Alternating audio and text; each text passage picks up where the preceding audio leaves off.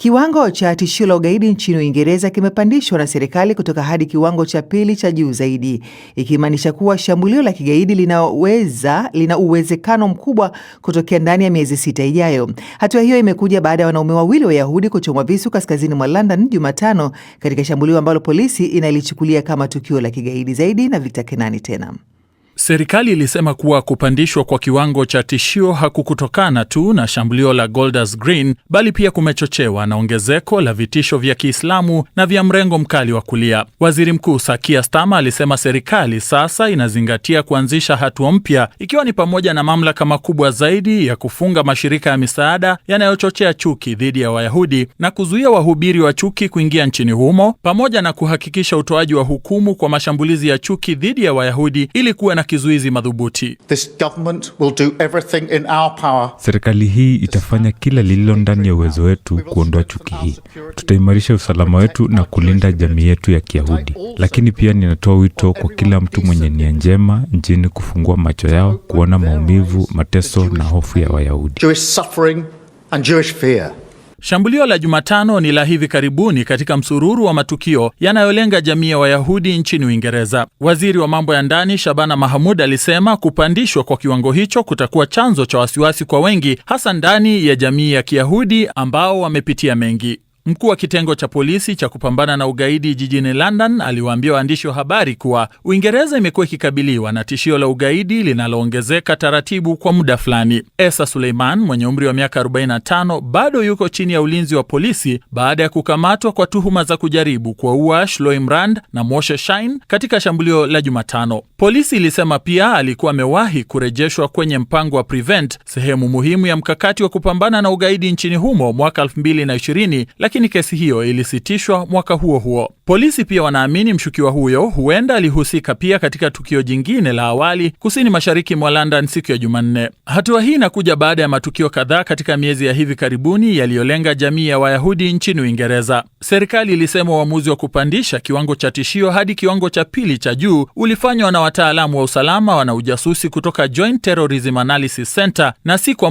moja na mawaziri. Baadhi ya matukio ya awali yamehusishwa na makundi yenye uhusiano na tawala za kigeni, ingawa polisi hawajaonyesha uhusiano kama huo katika shambulio la siku ya Jumatano. Serikali pia imetangaza nyongeza ya pauni milioni 25 kwa ufadhili wa kupiga doria za polisi na ulinzi katika jamii za Wayahudi. Fedha hizo pia zitatumika kuongeza ulinzi katika sinagogi, shule na vituo vya jamii. Victor Kenani. Marekani imemwekea vikwazo vikubwa rais wa zamani wa Jamhuri ya Kidemokrasia ya Kongo Joseph Kabila, ikimtuhumu kuyaunga mkono makundi ya waasi ya M23 na AFC. Washington inadai Kabila alitoa msaada wa kifedha kwa AFC, alihamasisha wanajeshi kuasi kutoka jeshi la Kongo na hata alijaribu mashambulizi ya kuvuka mpaka dhidi ya vikosi vya serikali. Zaidi na Florian Kaijage. Maafisa wanasema lengo la Kabila lilikuwa ni kuiumbisha serikali iliyopo madarakani na kumweka mgombea wa upinzani ili kurejesha ushawishi wa kisiasa. Chini ya uamuzi wa Wizara ya Fedha, mali zote za Kabila nchini Marekani zimezuiwa. Raia na kampuni za Marekani zimepigwa marufuku kufanya biashara naye, na taasisi yoyote anayodhibiti kwa 50% au zaidi pia imewekewa vikwazo. Benki na washirika wa kigeni wameonywa dhidi ya kushirikiana naye kwa njia isiyo ya moja kwa moja, huku ukiukaji ukibeba adhabu kali za makosa ya kiraia au jinai. Vikwazo hivyo vimekusudiwa si tu kuadhibu bali pia kulazimisha mabadiliko ya tabia, vikionyesha utayari wa Washington kuwalenga viongozi wa zamani wanaotuhumiwa kuchochea migogoro. BBC ilitafuta maoni kutoka jopo la mawasiliano la Kabila, lakini bado haijapata majibu. Septemba 2025, mahakama ya kijeshi mjini Kinshasa ilimhukumu kifo bila kuwepo mahakamani kwa kosa la uhaini, uhalifu wa kivita na kushirikiana na M23 kufuatia kurejea kwake kutoka uhamisho mapema mwaka huo. Waziri wa fedha wa Marekani Scott Bessent alisema hatua hizo zinaimarisha makubaliano ya amani na ustawi wa Washington zilizosainiwa Disemba 2025 kati ya DRC na Rwanda. Aliongeza kuwa Rais Donald Trump ameweka wazi kwamba wale wanaosambaza machafuko watawajibishwa. Vikwazo hivyo vinafuatia hatua za awali za Marekani dhidi ya jeshi la Rwanda Machi 2026 iliyotuhumiwa kuunga mkono kutekwa kwa miji ya Goma na Bukavu na kundi la M23. Kigali imekanusha madai hayo, ikisisitiza kuwa hatua zake zilikuwa za kujilinda. Kabila ambaye alitawala DRC kuanzia mwaka 2021 hadi alipoondoka madarakani 2019, alisimamia makabidhiano ya kwanza ya madaraka kwa amani tangu uhuru wa nchi hiyo mwaka 1960. Florian Kaijage.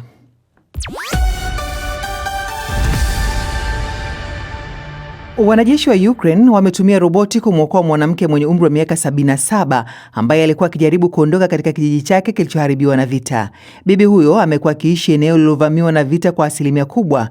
Ili kumsaidia, wanajeshi waliandika maagizo kwenye ndege isiyo na rubani ya ardhini na kuifunika kwa blanketi. Bibi huyo amezungumza na mwandishi wetu huko Kiev, Jessica Paka. Taarifa yake inawasilishwa na Hamida Abubakar.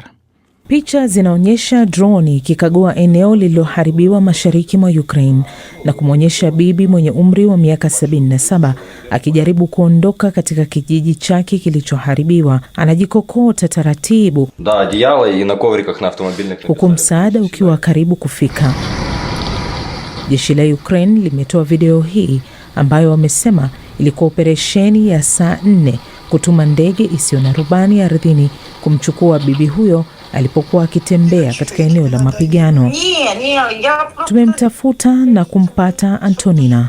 Unaendeleaje baada ya kilichokutokea hivi karibuni? Anatupa ishara ya kidole kuashiria kila kitu ni sawa, lakini anaelezea jinsi alivyokuwa amechoka kabla ya roboti kumfikia, na pia kuna muda alianguka chini.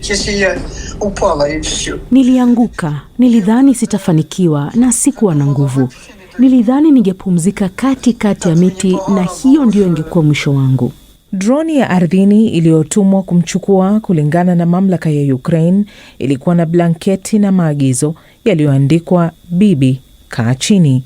Bibi huyo mwenye umri wa miaka 77 anasema aliondoka nyumbani kwake kwa sababu maisha katika eneo la vita yalikuwa magumu, lakini alitenganishwa na familia yake kufuatia safari yake ya kuondoka huko. How did you feel? Ulijisikiaje ulipojua uko salama wakati ulipookolewa?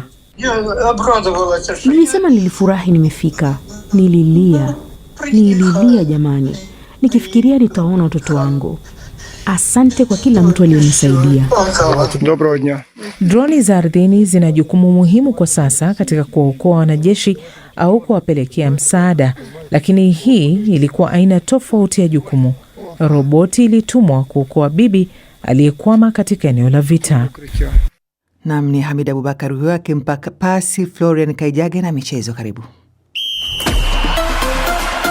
Asante sana Halima Nyanza. Michezo miwili ya nusu fainali ya Europa League na mingine miwili ya Conference League imepigwa usiku wa kuamkia hii leo.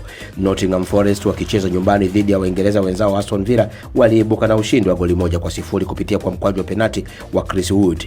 Kocha mkuu wa Villa Unai Emery alilalamika mno kwa kiungo wa Forest Elliot Anderson kutotolewa nje kwa kadi nyekundu kutokana na kile alichokiita madhambi ya dhahiri. Katika mchezo mwingine wa Europa League, Braga wamewachapa Freiburg ya Ujerumani 2-1.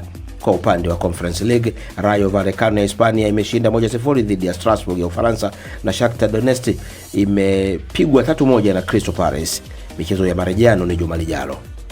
Irani ndio nchi pekee mwanachama wa shirikisho la kimataifa la soka FIFA ambayo haijawakilishwa katika mkutano mkuu wa kila mwaka uliofanyika Alhamisi nchini Canada. Lakini rais wa FIFA Gianni Infantino alirejea kauli yake kwamba Irani itashiriki katika fainali za kombe la dunia zitakazofanyika Marekani, Canada na Mexico kati ya Juni na Julai mwaka huu. Kumekuwa na sintofahamu juu ya ushiriki wa Iran katika fainali hizo maarufu zaidi duniani katika michezo kwa sababu ya vita vya Marekani na Israel dhidi yake. Lakini Infantino aliongeza, bila shaka Iran itacheza Marekani. Sababu ya hilo ni rahisi, kwa sababu inabidi tuungane, tunapaswa kuwaleta watu pamoja, mwisho kumnukuu. Katika tenisi, Kinda Mira Andreeva amefanikiwa kutinga fainali ya mashindano ya Madrid Open kwa mara ya kwanza baada ya kumbwaga Khail Baptisti. Mchezaji huyo raia wa Urusi mwenye umri wa miaka 19 tu atakabiliana na Marta Kostyuk anayeshika nafasi ya 26 kwa ubora duniani kesho Jumamosi, baada ya raia huyo wa Ukraine kumchapa Anastasia Potapova raia wa Austria. Katika mbio za magari yaendayo kasi ya Formula 1, dereva wa timu ya Red Bull Max Verstappen amekosoa vikali mabadiliko ya sheria ya mashindano hayo, akisema yanaleta dukuduku kuhusu mtindo mpya wa namna ya madereva kushindana. Hata hivyo, dereva anayewania ubingwa George Russell ameyaeleza mabadiliko hayo kuwa ni mazuri, huku bingwa wa dunia wa sasa Lando Norris akisema madereva wanapaswa kuwa na furaha na hatua zilizochukuliwa. Tumalizie na soka. Simba na Yanga zinakabiliana tena kesho kutwa Jumapili jijini Dar es Salaam, ikiwa ni siku 4 tu tangu juzi Jumatano wakati Simba ilipoibuka na ushindi wa 1-0 katika fainali ya Kombe la Muungano huko Zanzibar. Itakuwa mara ya kwanza katika miongo ya karibuni kwa miamba hayo kukutana katika uwanja ambao unabeba mashabiki chini ya 10,000 kutokana na uwanja wa Benjamin Mkapa jijini Dar es Salaam kufanywa ukarabati mkubwa. Matokeo yatakuwaje? Ni Simba ambayo imejirejesha kidogo katika ushindani dhidi ya Yanga ambayo imekuwa ikishinda mfululizo, na Tambo na Kamdomo tayari kapo kila mahali. Shukran sana. Tusubiri tuone. Kabisa.